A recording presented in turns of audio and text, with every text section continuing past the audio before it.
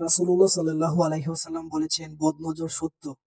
Video শেষে আমি আপনাদেরকে দেখাবো যে বদনজর আমাকে কোথা থেকে কোথায় নিয়ে এসেছে। আমি সবসময় চিন্তা করতাম এবং এখনো চিন্তা করি যে আমার বডি বিল্ডিং এর পিকচার, ফটো আমি যদি মানুষদের সাথে শেয়ার করি তাহলে তারা মোটিভেট হবে এবং তারা শারীরিক ব্যায়ামের প্রতি আগ্রহ প্রকাশ করবে। কিন্তু হঠাৎ আমি এত বেশি অসুস্থ হয়ে গেলাম যে আমি বাইরে এসেছি ৪ বছর হয়েছে। এর মধ্যে আমি এর থেকে এত বেশি আর কখনো অসুস্থ হইনি। আলহামদুলিল্লাহ, আল্লাহর অশেষ মেহেরবানি আমি এখন সুস্থ।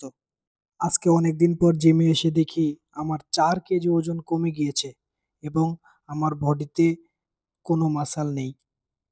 আপনারা তো একটু আগে আমার আগের ভিডিও পিকচারগুলো দেখেছেন আর এখন ভিডিওটা দেখেন। কোনো মিল আছে? কোনো মিলই নেই। আমার আগের কি বডি ছিল আর এখন কি অবস্থা।